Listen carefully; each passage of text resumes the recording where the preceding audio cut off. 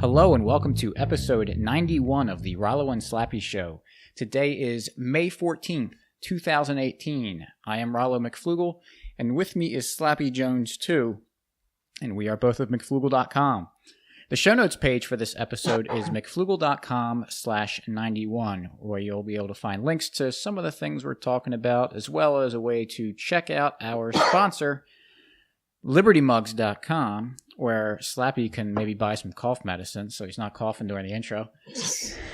And, I tried to cover that and get away from the mic, sorry. Well, no such technology exists for us to be able to start this over again, so we're just going to go with it. But we just released a bunch of Brainlet Wojak memed theme mugs, and if you're not familiar with the Brainlet Wojak meme, it is my most favorite thing in the world now. Second to or third place behind tractors and fruitcake. So that's going to be. We're just going to talk about the Wojak or Brainlet Wojak meme this episode, right? That's what my plan was. Did you have something? Okay, good. So why don't you introduce our episode, Slappy? You know what? I am going to switch it up. Yeah, first of all, thanks everyone for listening. I'm Slappy Jones too, and we have Rollo on board. Today, whenever you need a topic to talk about or think about or get angry about, go on over to Philly.com. They always have, they'll provide content continuously throughout the week, and they did not disappoint today. So there's a article on there titled "Controversy Over Racial Incident That Ended Boys Lacrosse Season Divides Haddonfield High." It's by Melanie Burney and Phil Anastasia. So a brief rundown here is the lacrosse team. I guess there's a track meet going on, or a track practice, and Tractus. Combine the two, Tractus. One of the lacrosse players said, I don't have the quote here, but we can probably all infer something racial to one of the girls running. The N-word. Dropped the N-word. I don't know what he said. I don't see the quote in the article. Came very prepared for this one. Anyway, so, bad thing, or not nice thing to do. It's not nice to call anyone any names like that. If they're in your way, you can walk around them or politely ask them to move. You don't have to use bad language. It's disrespectful. All that jazz that we don't have to go into. But the punishment for Haddonfield's lacrosse team was to cancel the rest of the season over it. So, to me, that sounds a little harsh, but I know Rollo has some thoughts on this. So, Rollo, if I did a terrible job summarizing that story, correct me where I was wrong, and let's get the conversation started. Well, the one thing I guess to mention is that apparently no one came forward about who said it. Because the first thing I thought was, well, why couldn't the girl just identify the player? And there are apparently other people who witnessed it. But they were all wearing helmets, so people weren't easily identifiable. That's true. I mean, I played football, and I was a football coach for a while. And you see these kids at practice every day, and then when you see them without their helmet on, especially early in the season before you know them all, sometimes you don't know who it is. Like, oh, hey, 22. Yeah, I know you. Hey, guy. Yeah. So, I mean, it is tough to identify people when they're wearing a helmet. Right. And so just to get some of that stuff out of the way in the beginning, and also, I don't know if it actually happened or not, because I know just reading reactions and comments, people were saying, well, I don't think they actually said it. And it's like, well, Let's assume they did. Right. And I don't think it even matters. Because, like you said, it's not good to say mean, nasty things, racial slurs at each other, especially to their faces. I think it's a pretty nasty thing to do. But even take out the racial aspect, just to say, like, move it, jerk. It's not a nice thing. Right. So to feel that you have to cancel the entire season, I think just goes way over the top and penalizes kids that did absolutely nothing wrong.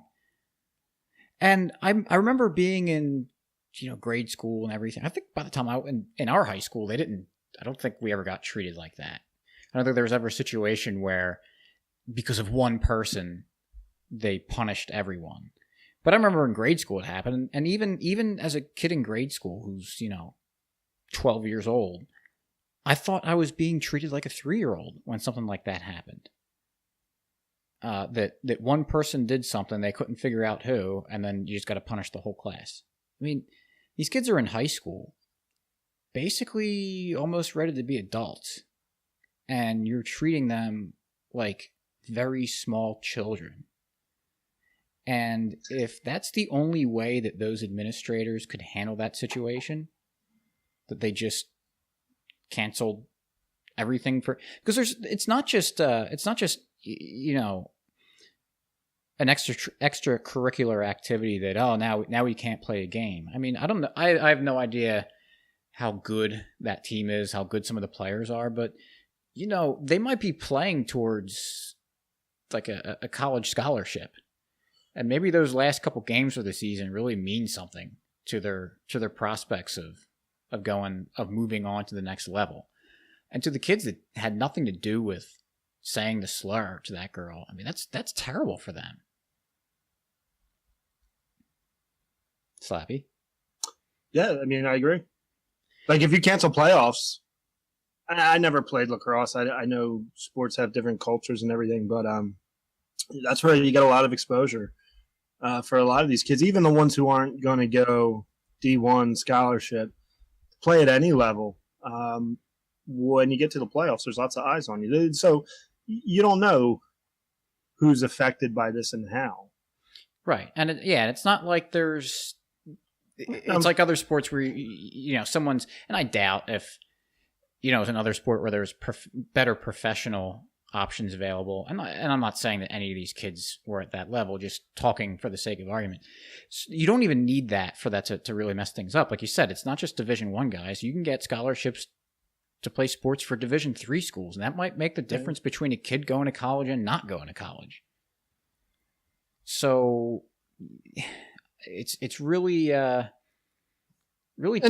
even besides that, what the kids like, I mean, some of the kids are never going to play lacrosse again. Right. Oh yeah. I mean, you're a senior and you're not that good or not good enough to move on to the next level. Your career just abruptly ended, and these kids put a lot of time into it. That's got to be tough. Oh yeah. I know the feeling when it comes to an end, and it's sad. Does that excuse the language or the being rude? No, but the whole team, as far as we know, according to the story, it wasn't the whole team. It was one kid. Right. Now, they said there was one part in the article where they said that one of the coaches from the girls' track team went over to tell the lacrosse coaches, and when they said it, everyone laughed. I don't know. Well, that wouldn't be a good response. No, it's not. But not at all. I mean, if I'm coaching, and we don't know the situation. I don't know what happened. We don't know what the track coach said. Maybe the track coach said something funny. I have no idea. Right. Also, but I wouldn't tolerate my kids talking to the track team while we're there. We're there. We're not bothering them. They're doing their thing. We're doing ours. Stay focused. Let them be focused. So I wouldn't even want my kids having a polite conversation with the track team while we're there, because they're working on their thing. They're focused on them, and we're focused on us, and we don't want distractions. We're going to practice. Mm-hmm. But that's besides the point. Had nothing to do with this story, just how I would coach. If a parent came to me and said something like that, and being the coaches I've been around, I don't know any of them who would just laugh at something like being disrespectful to a girl. Yeah. On, for any reason at all. And especially with, public schools, and anything racial is a very big deal to these people. And it wouldn't be taken lightly. I know it. I hope. I mean, who knows? Should I deny the story? Well, it just seems kind of weird that everyone in these articles that are, I don't know. Well, on one side or the other, I guess that makes sense. But it's you either have reactions from reading this article at least, of either shock and being appalled, or thinking that oh ha ha ha, or it's like I don't know. Right. I think there'd be a lot of people who just kind of not really phase them either way, or they may be like, oh, that wasn't very nice, but not really think about it all that much afterwards, or get upset. The other thing is, and someone in one of the articles, it was they quoted a tweet with someone saying at another New Jersey high school that like the star running back or something right before the state championship got caught committing robbery. And Nice. they didn't cancel the season because of that. I That's guess an actual violent crime. yeah. I guess the response would be, well, it was only one guy who did it, Right. and we caught them. But at the same time, for this, it was only one kid who said the slur, so they just don't know who. And I'm not saying that, I don't know. I don't want to say that there shouldn't be any discipline, but when they couldn't figure it out, I don't know. But the bigger issue to me is, they decide what they want to do with the team. Okay. But the bigger issue for me is just the reaction. The reaction that, regardless of what happened, the fact that this, the slur was said, like we said 1,000 times, it's not nice. It's not good. However, to act like this is the end of the world is just absolutely absurd. And it creates such bad situations for, I think, everyone involved. Because you've got the kids that had nothing to do with this that are getting punished. And I mean, I was that age. I would be really pissed off at a lot of people if I was on the side, the kids that got their season canceled had nothing to do with it. You're going to make them react very badly, potentially. I don't know these kids. Who knows what's in their minds? But I think there's a strong tendency to make people very resentful to these issues. So now you're going to, kind of have people kind of go overboard in the wrong direction. And on the other side... I was going to say kind of like the alt-right movement. Yeah. And then on the other side of it, you create an environment where people can say like, oh, any little racial thing or whatever thing that hurts my feelings, I can make a whole big issue out of it. And I don't know, from reading this article, from the girl that they said this to, it didn't sound like she was trying to cause a whole big thing. Someone says something. You said there was a quote from her parent or something? Yeah, where he said he felt bad for the kids that they canceled the season for him, for the kids that had nothing to do with it. But I get it; it's his daughter. If someone said something to my daughter, I'd wouldn't say be happy something. about Yeah, it. I'd say something to the adults in charge. So I don't blame either of them for this necessarily, because it's not in their control what the school administration decides to do. My question is, how would it be handled different if instead of saying an N-word, he called her a B-word? Right. I'm serious. Would you think it would be the same? Do you think they would say that was... Because that is a disrespectful word to call a woman, or really anyone. But would it be the same reaction? Well, I don't know, but I know that in the NHL there were issues about that because Sean Avery, who hasn't played in the league for a while, but he was just maybe the most hated player in the league for a while. Just a huge agitator, pain in the butt, guy that yapped all the time. And someone called him the B word one time, and he went on this whole tirade about how that was terrible and it was disrespectful to women. And like he was being dead serious. I can only imagine what was coming out of his mouth during games when you see him yapping and then He was a master at instigating. Right. And he accused Wayne Simmons of using a what's it called when you apparently hate gay people? Oh, homophobic slur. He called him a homophobic slur. And Simmons was just kind of like, I don't remember what was going on. A lot of things get said in the game. The interesting thing about Wayne Simmons is he is a black player, and he's one of a few. There's more black players in the league than there were before. But a couple of years ago in a Flyers game, they were playing Detroit in Canada for a preseason game. During the shootout at the end of the game, a fan threw a banana on the ice, which is obviously, it's a pretty racist thing to do. But his reaction was just kind of like, guy's an idiot. And he moved on. Like, no, I mean, there's going to be bad things that happen in life. But I think he kind of could see the bigger picture and things like, well, he's just an idiot in the stands. I'm here, how is that negatively affecting my life? It might be annoying. You might get ticked off about it a little bit, but you know what? Does a banana on the ice or words really cause you that much hurt?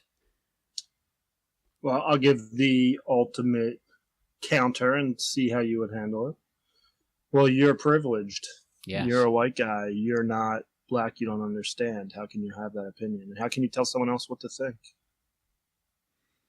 Well, I mean, it happened in my family that, and this isn't a good answer, but it's what I was thinking about. Part of my grandmother was Italian, and she used to get bullied when she was a girl by this other girl. And then one day, the bully called her a dirty dago, and she actually beat the girl up because of it. But they became friends afterwards. Didn't need to call the school administrators. Didn't need to call everyone else. They kind of, not saying that you should fight over it at all, but it was maybe that's not the best. Maybe actually, I have a better example from a grandparent. I have a Polish grandfather who, when I was young in school, I was a little bit not proud of this one, but someone made a Polish joke at me, and I decided I wanted to get upset about it. So I went and told my grandfather, thinking that he was going to be like, "Oh, that kid's such a jerk," blah blah blah blah. And when I said it to him, or I said someone was making fun of me for being Polish and made a Polish joke, he said, "Well, was it funny?" And I was like, "Oh, okay." He Certainly seems a better way to handle it, in my opinion. Yeah, and then he said, "Here's what you do. You say, you should treat us Poles better because we're the ones that give you electricity, holding up all the wires." So maybe that's where I get all my fantastic jokes. Yes, but he had to deal trouble. Like for someone like him, he had to deal with it. Like my great grandfather, his father, couldn't use our last name because people didn't want to hire Polish people. When he was getting the job, he finally got a job because he saw a Burke's hot dog stand across the street when someone asked his name. And he said, "My name's Joe Burke." And that's how he got a job. So people have dealt with worse in their lives and just kind of pushed through it. And and again, it's not good. They shouldn't have to, that girl on the track field shouldn't have to be called the N-word. That shouldn't have to happen to her. However, just this coddling these kids and making such a huge deal about it just does not help the situation at all. There's trouble with words, right? In punishing words. Because I could say something to you and we talk all the time and, you don't take any offense to it, whether I'm being serious or joking or anything. And there's some other culture that I have no idea about. Like, I don't know, some Southeast Asian culture where you say that this food's delicious, and that could be highly offensive, right? Mm-hmm. Cultures change and individuals change. Some people can be very offended by certain things and others not. How do you measure it? One, that's tough. It's easy if I punch you. There's damage done. There's bills that need to be paid. It's a lot easier to measure a response. With words, it's a lot more difficult. Especially if you can say anything. I mean, realistically, this podcast being, against any government action could be highly offensive to some people. Oh, yeah. How should we be punished if we offend someone by saying, we think police would be better privatized. We don't like the way we call it socialized police. That could really offend people, and it does. Should there be a physical punishment? should we be taken off the air? I think it gets very dangerous whenever you try to police speech because it is actually impossible to judge the damage. Yeah.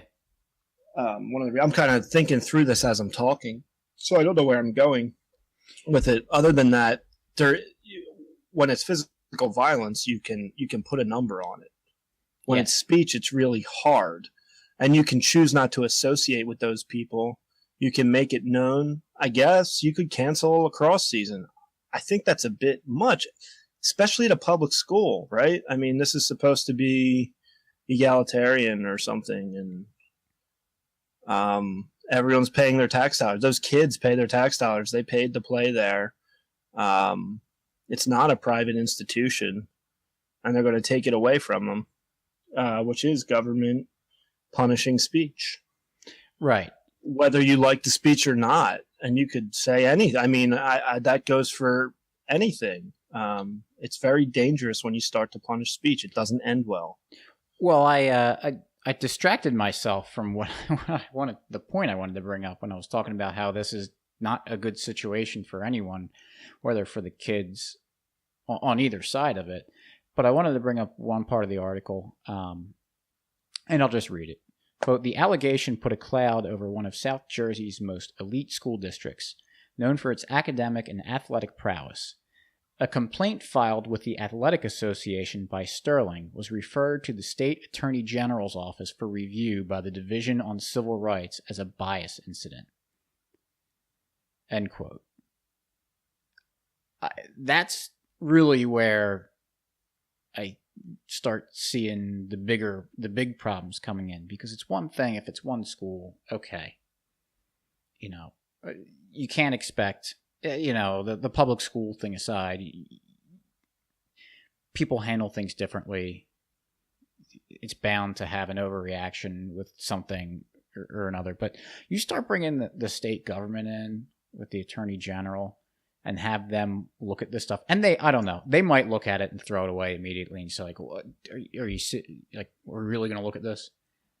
But it's just the fact that would even be an option for people. And so especially you're supposed to be educating kids, which the kid is obviously used very poor judgment. Right. And you can't come up with a solution to this problem internally in your school. You got to bring the state government in. I mean, that's pathetic. That's absolutely pathetic. And I would want, if I was in charge of them, of that school, I would want to fire those administrators for even. Well, no, I agree with, obviously 100% with that. But what if that's the rule? Right. Because that's right. Schools are not there to teach kids. Public schools are not there to teach kids. Well, they are. They're to teach them one way, and it's, to know who the boss is and to listen. And that could be the case whenever there's any incident, like, racially anything has to go up to the state government, because you have to know who the boss is. Right. You got to teach these kids who's the boss. Yeah. So what? So it's just sad that it's come to that you can't even, solve things in your own community. Yeah. Yeah, I completely forget what I was going to say about that. I know you had the attorney general coming in and yeah, I don't know. It's just ridiculous that they need to raise it to that level. Like, and I'm sure that's the rule, like you said. Yeah, it was like with the Penn State thing.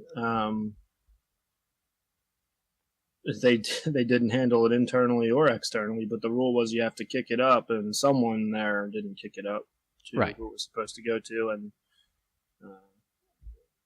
that blew up out of control. So I hope. Oh, that's what I was going to say. It's as these things come up and these minor issues, but if something like every time something this tiny little minor thing happens and it doesn't just get solved at the individual location, and now all of a sudden, since we're having all of these referrals to the state attorney general's office, you have people start saying, "Wow, look at all these racial incidents that are happening in our schools. This is a terrible problem. We have a very bad racial problem in our schools, a racist problem in our schools. And it's like, does anyone actually think that?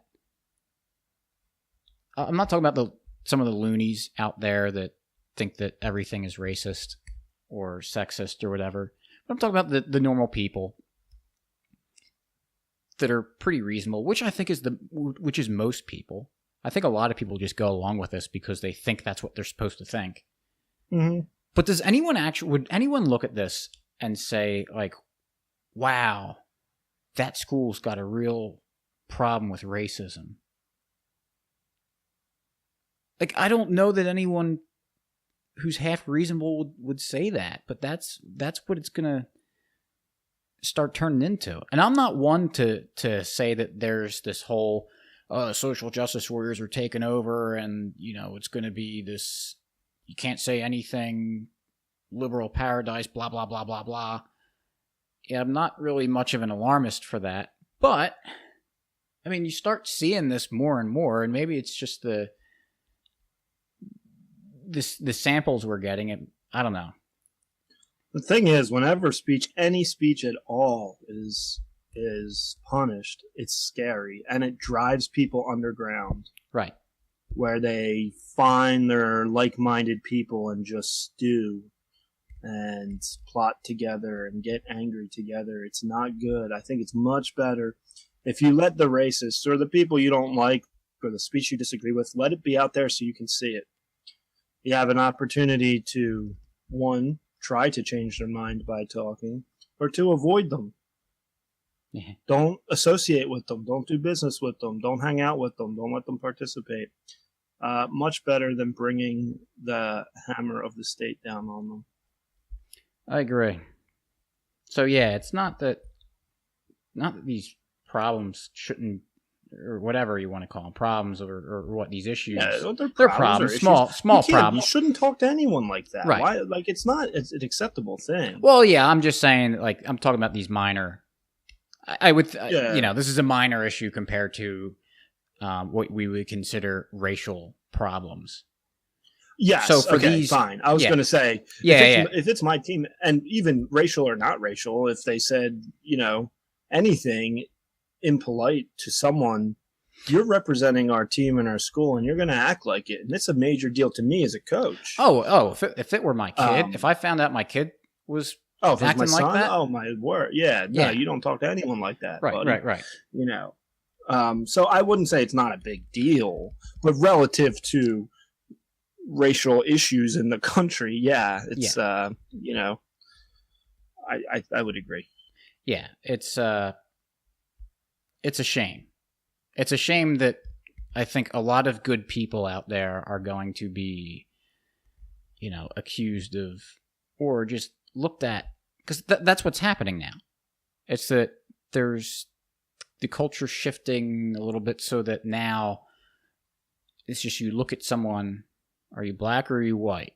And then people just assume, or did you vote for Trump? Did you vote for Hillary Clinton? Or, not even assuming, just assuming, oh, you didn't vote for Hillary Clinton, you must have voted for Trump, or, the opposite rings true for a lot of people. And so you're just getting, it's turned in an effort to be extremely, unbiased and not have prejudice. It's doing the opposite. Right. To the point now, what's the Martin Luther King quote? It's like, judge people on the content of their character, not the color of their skin, or something along those lines. Right. Now it's the color of your skin is who you are. Yeah. Your experiences, your thoughts don't matter. It's skin color that matters. Mm-hmm. And that people are now deciding or assuming how someone's going to react just by their skin color or some other easily identifiable trait of someone. You're a woman, well, you're going to react this way to this issue. Or that's that's dangerous. Very. So I don't know. This story think of the individual. Yeah. This is a frustrating story to me because it's just not dealt in a good way at all. On any side. Yeah.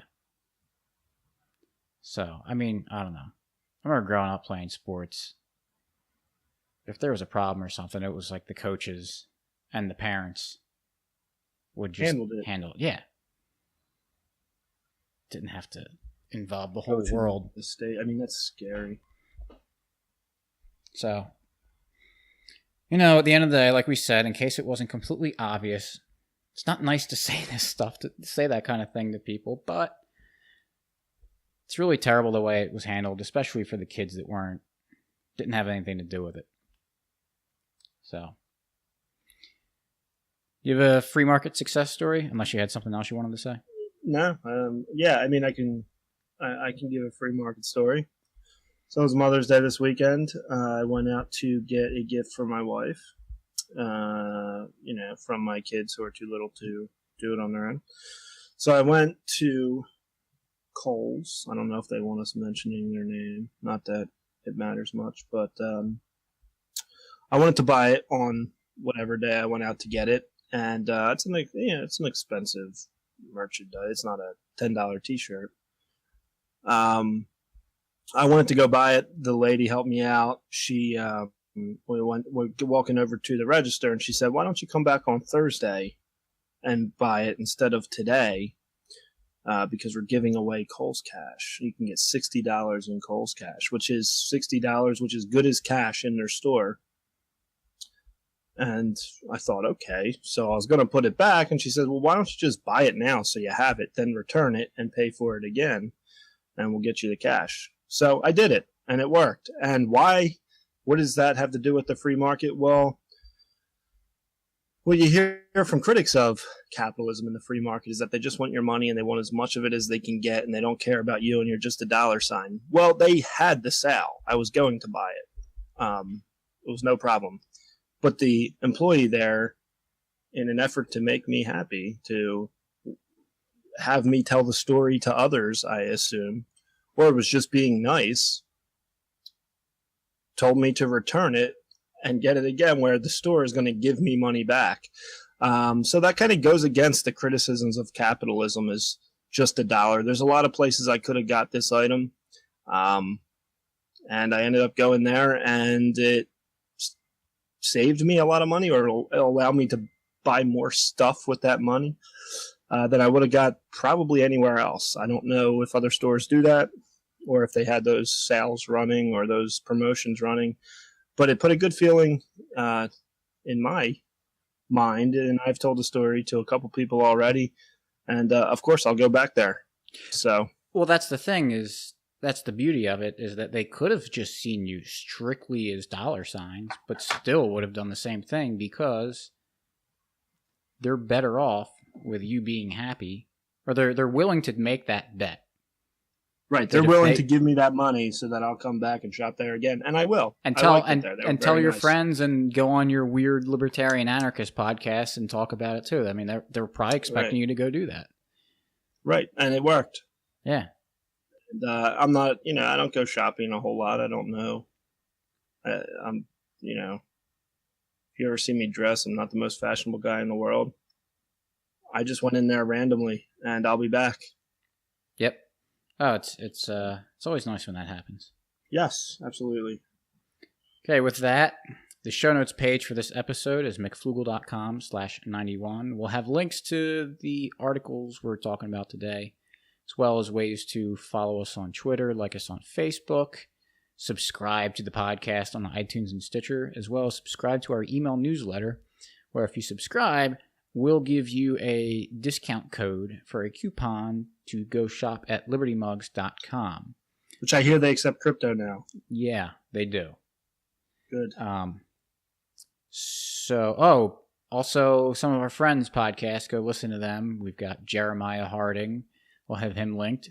Mance Raiders podcast and the Friends Against Government podcast. Hey, how about this new to me, but recently found as the Peaceful Treason? Oh, yeah. Go check them out. Yep.